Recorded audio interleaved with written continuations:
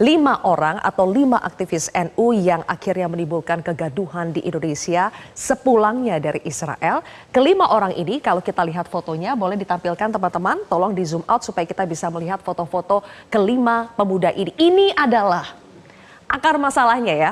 Ketika foto ini muncul, wah langsung kita semua geger.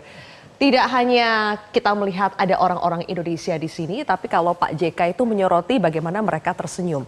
Dan kalau kita lihat 5 orang ini bukan hanya orang biasa, tapi kelima orang ini ada Zainul Ma'arif, adalah seorang profesor Madya Filsafat di Universitas Nahdlatul Ulama Indonesia atau UNUSIA, dikenal sebagai guru filsafat Islam.